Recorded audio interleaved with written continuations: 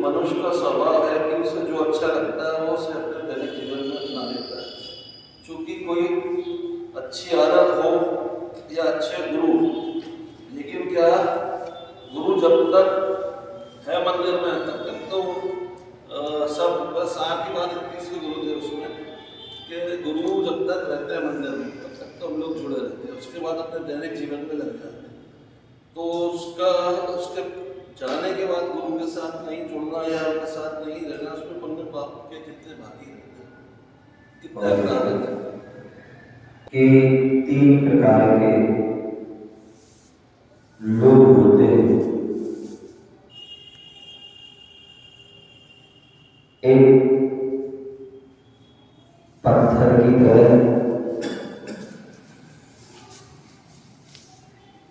एक कपड़े की तरह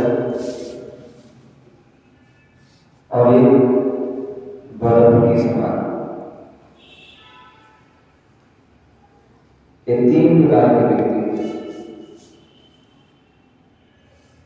पहले जो है वो पत्थर के समान होते हैं। पत्थर जो होता है नदी में पड़ा हुआ, पत्थर नदी में पड़ा हुआ है और बरसों पड़ा होता है, लेकिन जब भी उसको बाहर निकालोगे, उसको फोड़ोगे, कैसा निकलेगा? सूखा का सूखा निकलेगा। क्या निकलेगा? सूखा का सूखा निकलेगा। बरसों से पानी में पड़ा हुआ है लेकिन फिर भी सूखा का सूखा होता है। उसी प्रकार ऐसे बहुत सारे लोग होते हैं जो क्या करते हैं, संसार में रहते हैं और डेली का रोजमर्रा का काम चलता रहता है, घर गृहस्थी काम चलते रहते हैं। अथवा जन्म लिया, मरण कर लिया, फिर जन्म लिया, फिर मरण कर लिया, अथवा मंदिर आकर दर्शन किए चले गए हैं। गुरु महाराज आए, उपदेश बैठ गए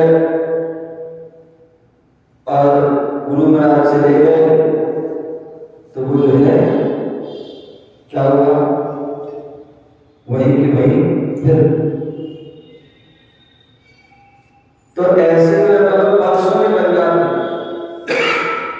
खूब उपदेश भी सुन लिए, खूब साधुओं की जो है दर्शन कर लिए, यहाँ तक आहार विहार भी कर दिया, लेकिन भावों में परिणामों में कोई परिवर्तन नहीं हुआ। कोई कसाय, क्रोध, मान, माया, लोभ, छल, कपट, मायाचारी, ईर्ष्या, द्वेष, बैर भाव,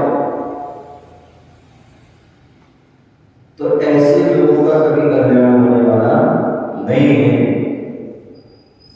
वो पत्थर के समान है। दूसरे लोग वह होते हैं जो कपड़े के समान होते हैं।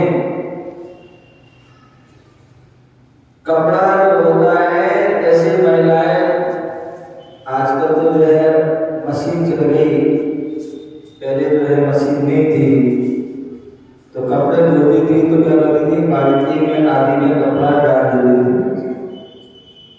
कोई बात नहीं, आज मशीन में डला हुआ है, जब तक वो चल रहा है मशीन, तब तक वो कपड़ा जब तक मशीन में डला, पानी में डला है, वो गीला है।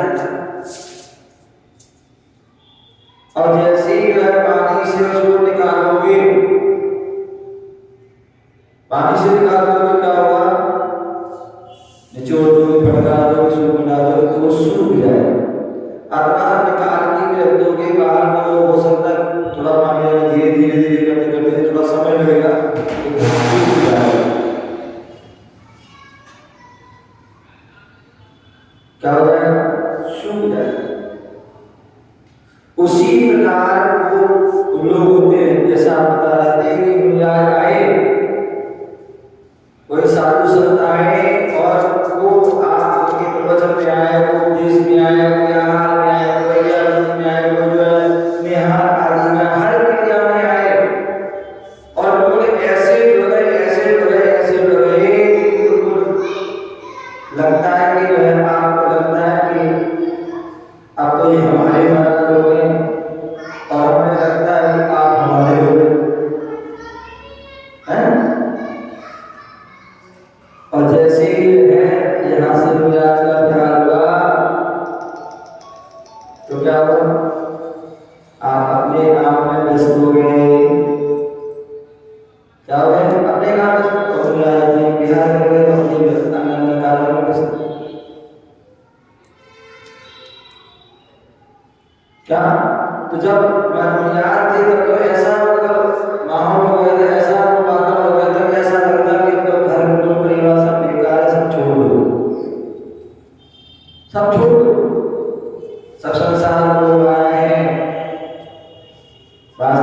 तो यही है, लेकिन जैसे ही मंदिर से बाहर निकलते हैं, क्या पूजा पढ़ रहे हैं, खूब स्तुति पढ़ रहे हैं, पाठ कर रहे हैं, खूब अच्छे परिणाम, स्वाध्याय सुने, अच्छे परिणाम हो जाते हैं। लेकिन जैसे ही मंदिर के बाहर निकलते हैं तो फिर वही गोरख धंधा प्रारंभ हो जाता है, वही सारी क्रियाएं, सारी क्रियाएं हो जाती। क्योंकि जब तक मंदिर में थे बढ़िया धर्मात्मा थे, और जैसे मंदिर की जो है बाहर आए धर्मात्मा हो गए। क्या हो गए? धर्मात्मा हो गए। समझ गए? तो दूसरे प्रकार के व्यक्ति,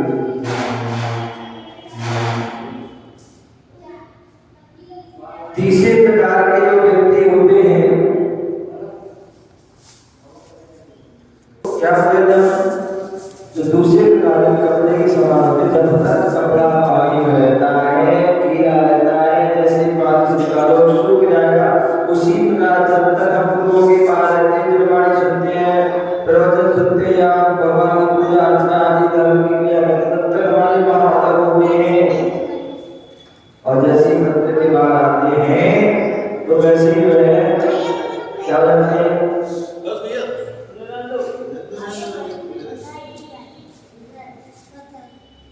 तो वैसे ही जो है क्या हो जाते हैं? भाव हमारे बदल जाते हैं। लेकिन जो तीसरे प्रकार के लोग होते हैं वो श्रेष्ठ होते हैं, सर्वश्रेष्ठ। वो कैसे होते हैं? वो बर्फ के समान होते हैं। बर्फ जो होता है, उस बर्फ को आप पानी में डालोगे तो घुल जाएगा, पानी में डालोगे तो घुल जाएगा, और पानी के बाहर निकालोगे तो भी घुल जाएगा। ऐसे वो विशेष धर्मात्मा लोग होते हैं। क्या होते हैं? विशेष धर्मात्मा लोग होते हैं। वो क्या होते हैं? जैसे गुरुओं का सानिध्य मिलता है, गुरुओं से जुड़ते हैं, और गुरुओं से जुड़ करके जुड़ते चले जाते हैं, और पीछे मुड़ करके नहीं देखते। आज मैं आहार करके आ रहा था, रास्ते में अरविंद भाई ने बोला, बोले मुनीश्री आपको जो है वैराग कैसे हुआ? वैराग कैसे हुआ? तो वो तीसरे प्रकार की जो है, जो बर्फ के समान होते हैं, वो ये कार्य हुआ कि जैसे बर्फ को पानी में डालोगे तो पिघल जाता है, और बाहर निकालोगे तो भी पिघल जाता है। गुरुओं का सानिध्य मिला और गुरुओं से जुड़े। क्या? एक तो पूर्व कहते हैं, पूर्व के संस्कार, कुछ गर्भ के संस्कार, कुछ 8 वर्ष तक जो सिखाया गया उसके संस्कार, ऐसे फिर समय समय पर साधु संतों के संस्कार। और 1995 में उस गुरुदेव का आगमन, गुरुदेव का आगमन हुआ, और उनके दर्शन किए, उनकी वाणी सुनी, उनकी चर्या में सम्मिलित हुए, और ऐसे सम्मिलित हुए कि फिर तो बोलना रहे सदा सर्वसंग मुनि का ध्यान, मुनि का नित्य रहे, उन्हीं जैसी चर्या चित्त। फिर तो जो है जब उनसे जुड़े तो फिर उन जैसी चर्या ही जीवन में उतारने के भाव हुए। तो बर्फ जैसे पानी में घुल जाता है, मिल जाता है, ऐसी जो है गुरुदेव से मिले तो गुरुदेव उसमें रंग में रंग गई, उस उनके जो है व्यवहार में जो है समा गए, उसमें सम्मिलित हो गई। और आज यहाँ पर हैं तो ये जो है वह बर्फ के समान। ऐसे बहुत सारे लोग होते हैं, मतलब गुरुओं में उपदेश सुनते हैं और उनके जीवन में परिवर्तन आ जाता है, बदलाव आ जाता है, तो वो बर्फ के समान में है। तो ऐसे ही लोग अपना कल्याण कर लेते हैं, अपना हित कर लेते हैं, मोक्ष मार्ग को प्रशस्त कर देते हैं और कर्मों को नष्ट करके जो है मुक्ति को प्राप्त कर लेते हैं। तो हमें उन तीन प्रकार के लोगों में जो है, जो तीसरे प्रकार के व्यक्ति होते हैं, उन तीसरे प्रकार के व्यक्ति की तरह में होना है कि जब भी कोई साधु संत आए तो प्रयास ये हो कि जैसे गुरु के साथ उतने जितने समय हो रहे उतने समय हम रहे, वैसे हम करें। उसके बाद आगे के प्रयास हो कि हम उनके आगे आगे उनके साथ चलें, अथवा उनके साथ नहीं जा सकते हैं तो कम से कम उनके जो बताया हुआ मार्ग है उस मार्ग पर भी हम चलते रहेंगे। तो आज नहीं तो कल, कल नहीं तो वर्षों वर्षों, तो वर्षों में, और इस जन्म में रहने से अन्य जन्मों में हमारा कल्याण हो सकता है। और अन्यथा हमने क्या किया कि गुरु आए, गुरु चले गए, लेकिन हम उनकी वाणी भी सुनी, सब कुछ किया, लेकिन कहते हो पंचों की बात शर्माते, पंचों की बात शर्माते, लेकिन खूंटा वही मिलेगा जहाँ हम चाहें। तो वैसा जो है नहीं होना चाहिए। यदि हम गुरुओं की बात सुनते हैं तो उसको हमें यथार्थ संभव जीवन को बताना चाहिए, तभी जो है हमारा कल्याण हो सकता है, तभी हमारा हित हो सकता है। कई बार मैं सोचता हूँ कि पहले के जो ज्ञान, क्या पहले के जो ज्ञान होते थे वह थोड़ा सा उपदेश देते थे, थोड़ा सा उपदेश दिया और व्यक्ति उसको स्वीकार देता, पैराम हो जाता, दीक्षा हो जाती, हजारों की संख्या में पैराम दीक्षा लेते थे।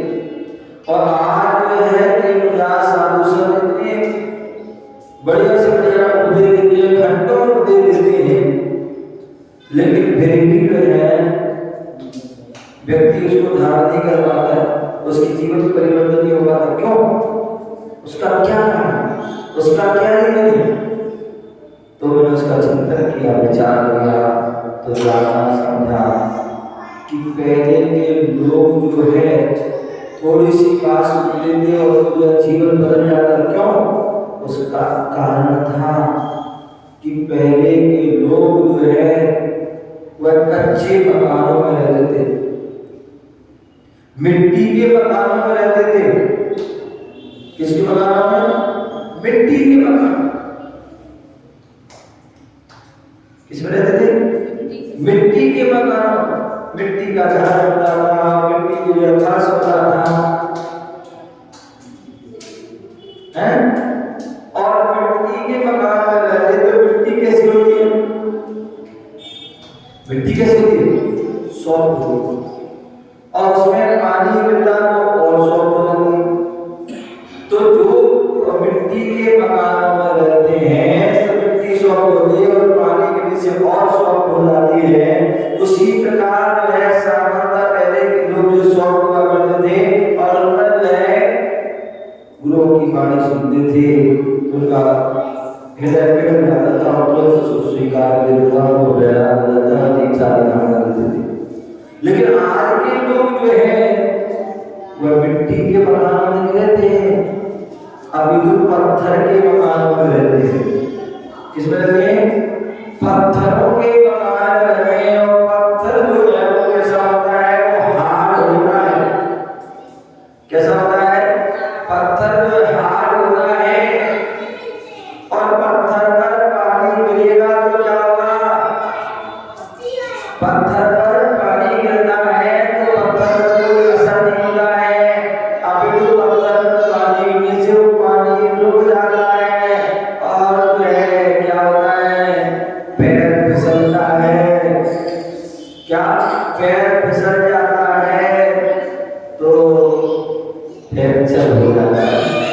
चोट लग जाती है। क्या हो जाती है? चोट लग जाती है, फ्रैक्चर हो जाते हैं। पहले के लोग मिट्टी के मकानों में गिरते थे, फिर भी जो है कोई कितना भी गिर जाए, एक बार कई बार गिर जाए, लेकिन उसको जो है किसी प्रकार की चोट आदि नहीं लगती थी। लेकिन आज जो है पत्थर के मकान में, मार्बल टाइल्स आदि के मकानों में जो है थोड़ा सा पैर फिसल जाए तो क्या होता है? गिर जाता है और 2 जगह से 4 जगह से फ्रैक्चर हो जाता है। क्योंकि पत्थर जो है मिट्टी के जो मकान होते थे उसमें क्या फायदा होता था? गर्मी के मौसम में मिट्टी ठंडा थी, गर्मी के मौसम में मिट्टी ठंडा थी, तो गर्म होने के लिए वहां के रहने वालों को एसी की आवश्यकता नहीं रहती थी, कूलर पंखा की आवश्यकता नहीं होती थी, वो मिट्टी ठंडा थी और ऊपर खप्पड़ होते थे, वो भी जो है ठंडा देते और आराम से बढ़िया चैन से सोते थे। लेकिन आज जो है पत्थर के मकान में रहते हैं तो पत्थर क्या होता है मालूम? वो मिट्टी जो है गर्मी के मौसम में ठंडा देती और सर्दी के मौसम में गर्म देती थी। चूना मिट्टी के बनते थे ना। आज भी देखिए जहाँ पुराने मंदिर है, आजकल तो हालांकि सब कुछ पुराना सब क्षतिग्रस्त सब नष्ट हो रहे हैं, लोग नए की होड़ में लगे हुए हैं, नए मंदिर में इसका होना चाहिए पुराने जितनी सारी हमारी प्राचीन सारी नष्ट होती चली जा रही। अन्यथा पहले के प्रकार मंदिर देखिए कितने पुराने मंदिर और ऐसी इतनी मोटी मोटी दीवारें हुआ करती थी, 36 इंची आदि दीवारें हुआ करती थी और मंदिरों में झरोखे आदि होते थे, उनमें बढ़िया अच्छी हवा गर्मी के मौसम में आदि थी और सर्दी में धूप आदि भी आती थी। लेकिन आजकल कोई तो कहने का तात्पर्य मिट्टी के चूना मिट्टी के मकान होते थे, गर्मी में ठंडा आते थे और सर्दी में गर्म होते थे। कहते वातानुकूल, बोले मंदिर क्या हो वातानुकूल बने। आज के वातानुकूल नहीं कि गर्मी आ गई तो एसी लगा दी, सर्दी आ गई तो हीटर लगा दी। पहले जो वातानुकूल ऐसे होते थे, मिट्टी चूना मिट्टी के बनते, मोटी दीवार बनती थी। आज तो 4 इंची 9 इंची की दीवार बनती है, तो जो है मतलब ऊपर गर्मी नीचे गर्मी सारी गर्मी रहती है। पहले के जो है मिट्टी के मकान थे एक जो है महत्व, आज जो है पत्थर के मकान में रहते हैं। पत्थर जो है क्या होता है? सर्दी में जो है क्या होता है? ठंडा आता है और गर्मी में गर्म आता है। पहले के लोग एक पुरानी जमाने को 80 साल 90 साल 100 साल की हो जाती थी, फिर भी घुटने में दर्द नहीं होता था, फिर भी जमीन पर बैठते थे। कितने बार मुश्किल कितने बार मुश्किल जमीन पर कितने जो है जो के जो है झाड़ लगा देते, बड़े बड़े जो है स्थान होते खूब झाड़ लगाने को अच्छा लगा था, कुछ कमर कोई दिक्कत नहीं। और आज छोटे छोटे बच्चे हैं और या छोटे छोटे घूमे हैं, क्या हो गया? बैठ नष्ट हो गया, कमर में दर्द हो गया, कहीं घुटने में दर्द हो गया है, कहीं कमर अकड़ गई, कहीं गर्दन अकड़ गई, कहीं कुछ अकड़ गया। क्यों अकड़ गया? क्योंकि हम जो है दिन रात जो है पत्थरों पर खड़े रहते हैं, पत्थरों पर जीवन जीते हैं। तो जैसे पत्थर अकड़ा होता है वैसे हमारा शरीर भी अकड़ होता है। अन्यथा आज भी जो प्राकृतिक चिकित्सा है और उस प्राकृतिक चिकित्सा में क्या होता है? डॉक्टर भी कहते हैं कि भैया जो है क्या सड़क पर जो है जमीन पर चलिए, मिट्टी पर चलिए, घास आदि पर, तो हालांकि घास पर नहीं चलना चाहिए, बोलते हैं घास पर चलिए आदि। जिससे क्यों? क्योंकि आज हमारा जो है जमीन से संपर्क खत्म हो गया, जमीन संपर्क खत्म हो गया। अंदर व्यक्ति पहले पैदल चलता था, पैदल तो चलता था, उससे शरीर की जो हमारी जो है नेगेटिव ऊर्जा को जमीन खींच लेती थी और पॉजिटिव ऊर्जा जो हमारी जो है शरीर में चली जाती थी। लेकिन आज व्यक्ति का जो है जमीन से संपर्क समाप्त हो गया, सुबह सो करके उठा, बेड से चप्पल पहन ली, क्या पहन ली? चप्पल पहन ली।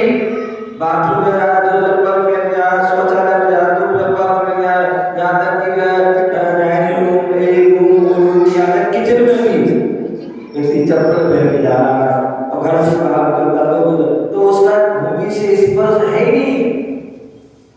यही कारण है कि अनेक प्रकार की बीमारी होती है। बीमारी से किससे हो जाता है? अभी आप तिजारत जाइए, महावीर जाइए अथवा बड़ा जाइए, वहाँ प्राकृतिक जो है चिकित्सा है, वहाँ मिट्टी आदि से उपचार होते हैं। क्या होते हैं? मिट्टी से। मिट्टी को जो है आप गीला करके जब पैरों में लगा रहे हैं, पेट पे लगा रहे हैं, मस्तक पे लगा रहे हैं, उससे क्या होती है? वह उपचार होते हैं। अथवा केरल स्थान है, वहाँ पर पंचकर्मा होता है। उन पंचकर्मा के माध्यम से बड़ी से बड़ी बीमारी जिसे पैरालाइज हो जाती है, अथवा जो क्या बोलते हैं, जो क्या बोलते हैं, दिमाग से जो बोलते हैं ना, कोमा में चले जाते हैं या पता नहीं क्या क्या चीज होती है, ऐसे भी तो पेट टेस्ट हो जाता है। ऐसे व्यक्ति भी जो है उस पंचकर्मा आदि से जो है क्या होते हैं, पंचकर्मा से जो है वो है ठीक हो जाता है। वो सब क्या है? प्राकृतिक चीज है। तो इस प्रकार कहने का तात्पर्य है मिट्टी के मकान बनाने से अनेक प्रकार के जो है जाते हैं लाभ होते थे।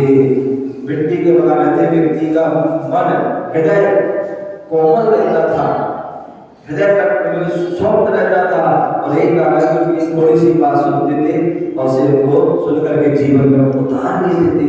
लेकिन आज जो है पत्थर के मकान रहते हैं, तो जैसे पत्थर कठोर होता है वैसे हमारा हृदय भी कठोर हो गया। और उसके साथ जैसे कल गुड़िया ने जो है प्रश्न किया था डॉगी का है, तो क्या कर रहे हैं? पत्थरों के मकान रहते हैं तो हमारा मन पत्थर जैसा हो गया। और जानवरों की संगति करते हैं तो हमारा जो आचरण जो है जानवर जैसा हो जाता है। और यही कारण है कि हम कितनी भी कोई बात सुने तो भी हमें उसका कोई असर नहीं होता है। अथवा पहले जो है मट्टी के मकान रहते थे और अच्छे लोगों की संगति करते थे, अच्छा भोजन करते थे तो सब कुछ अच्छा रहता था। लेकिन आज पत्थर के मकान रहते हैं, हृदय भी पत्थर, दिल भी पत्थर हो गया और ना तो पैसा हमारा आचरण हो जाता है। तो इसलिए हमें चाहिए कि हमारी प्राचीन जो संस्कृति है वह उस संस्कृति को कायम रखेंगे तो निश्चित ही हमारे जीवन में वो बदलाव आज भी हो सकता है और हमारा जीवन परिवर्तन हो सकता है। उस संस्कृति का हमें एक में भावना चाहिए। ये भगवान जब भी हमें गुरुओं की सत्संगति प्राप्त हो तो उसका गुरुओं के पास आए, जो त्यागी बुद्धियों के पास आए तो केवल टाइम पास करने के लिए नहीं आए, यहाँ वहाँ की बातें करने के लिए नहीं आए, नाग देश की बातें करने के लिए नहीं आए, अपने घर गृहस्थी की बातें करने ना आए। अभी तुम आए तो कुछ पाने के लिए आए, कुछ सीखने के लिए आए, कुछ समझने के लिए आए हैं, कुछ जीवन में उतारने के लिए आए। तो निश्चित ही आपका आना आपका सार्थक होगा। ओम नमः शिवाय।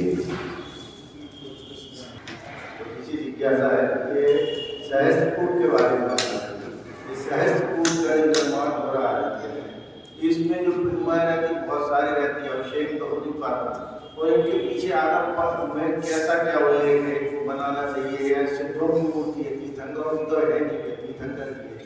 इसके ये मूर्तियाँ तीर्थंकरों की हैं या सिद्धों की मूर्ति है जो बनाते हैं, इसके पीछे क्या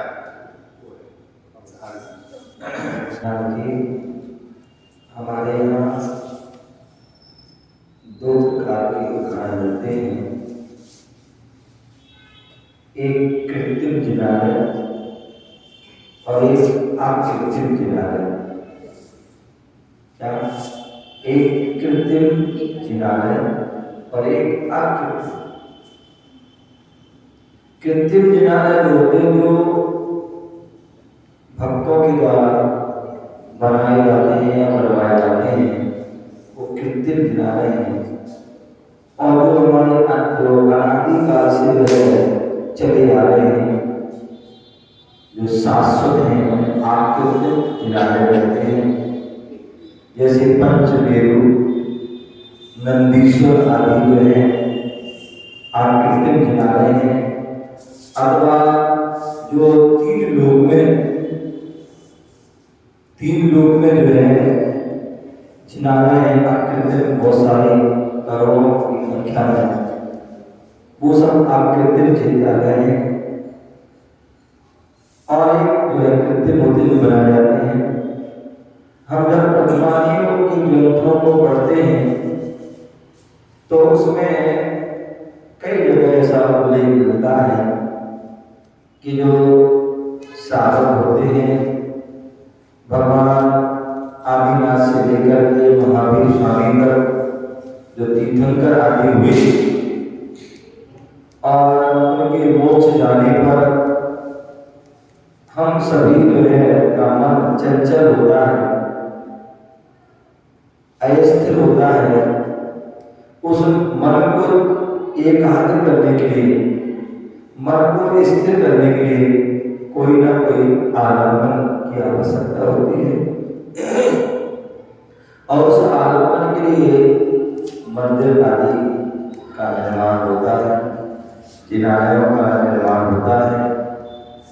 और उस जिनालय का जब निर्माण होता है तो उसमें जो है भक्त लोग पूजा अर्चना करते हैं।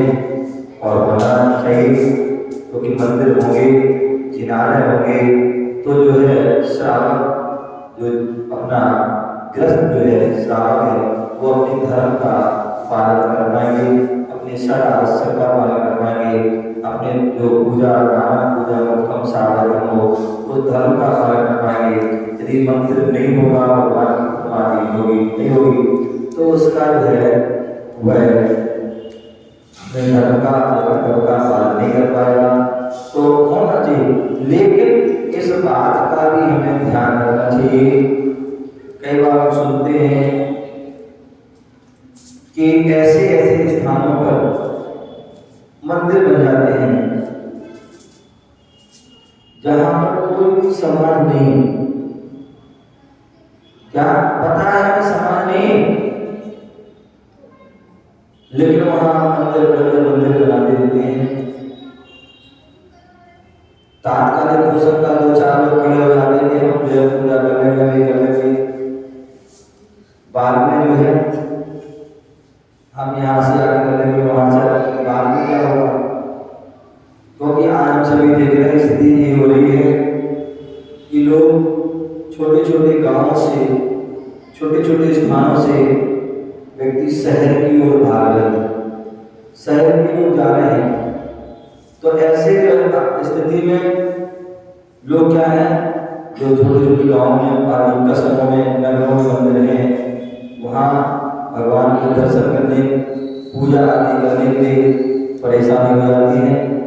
कई बार ऐसा होता है कि जो है पूजा करने वाले नहीं मिलते, कई दिन भगवान को 11 बजे 12 बजे तक उनकी जो है पूजा आदि नहीं होती है। तो ऐसे में जो है उसका दोष लगता है। दूसरी बात, महात्मा चले हम जो है मंदिर बना रहे हैं, तो एक जैसी समाज में जैसी स्थिति हो उसके अनुसार एक मंदिर बन जाए, उसमें एक या एक दो प्रतिमा, कम से कम प्रतिमा विराजमान हो जाए, जिससे कि जो है सही से प्रतिदिन अभिषेक मार्जन रक्षा आदि हो सके, पूजा हो सके। अन्यथा व्यक्ति क्या होता है, आज देख रहे हैं कहीं भी चले जाइए, बड़े से बड़े स्थानों में, चाहे नगरों में भी हो, वहाँ मंदिर रहते हैं, बड़े बड़े मंदिर बन जाते हैं, बड़े बड़े सहस्त्रकूट और 30-24 आदि मंदिर हो जाते हैं। लेकिन जो है ये भी देखते हैं कि उनकी जो है महीनों जो है उनकी साफ सफाई नहीं हो पाती है, उनका पूजन अभिषेक नहीं हो पाते हैं। लोगों को भी बता दिया गया कि एक मूर्ति दान करने से इतना लाभ है, एक मंदिर बनाने इतना लाभ है, ये तो बता देते हैं, और लोग उसमें जो है भावुक हो जाते हैं, मूर्ति दे देते हैं। देते, मंदिर बनवाते, लेकिन उनको ये भी बताना चाहिए कि यदि आप मूर्ति दे रहे हैं, भगवान प्रार्थना कर रहे हैं, मंदिर बनवा रहे हैं, तो आपका कर्तव्य, आपका और आपके बच्चे और आपकी आने वाली पीढ़ी का, कि आप जो है जिस मंदिर में आए, मंदिर की तो आगे आप दर्शन भी कीजिए, पूजा भी कीजिए, तब तो आपका जो है मंदिर मूर्ति बनाना उसका लाभ है। क्योंकि शास्त्र में लाभ है कि सहज स्कूल जिन्होंने मंदिर बनाया उससे इतना ऐसा लाभ हुआ, ऐसे सहज स्कूल के बनाने में खूब लाभ लाया, यहाँ तक कि जो उसके दर्शन मात्र का भी बहुत लाभ है, तो उसका है। लेकिन बस उसका ये भी ध्यान रखना है कि यदि हम बनाते हैं तो उसकी व्यवस्था भी व्यवस्थित हो, तब तो ठीक है। अंदर में बना दी और आपसे पूजा करने वाला नहीं है, उसमें मकड़े आने लग रहे हैं, धूल चढ़ रही है, तो उससे जो है उन्होंने बनाया है, बनवाया है, आदि जो भी समाज है, जो कमेटी है, उन सब में उसका घोष लगता है। मेरा सोचना है कि आप जो है एक मूर्ति रखाओ और एक विशाल मंदिर बनाओ, विशाल मंदिर बनाओ और एक मूर्ति बनाओ, उसकी विशाल मूर्ति रखो, तो उसका जो है क्या होता है, विनय भी होती है, सम्मान होता है, पूजा और सब कुछ होता है, और उससे सभी को लाभ भी होते हैं। इस बात का हमें ध्यान रखना चाहिए, बाकी अपने विवेक का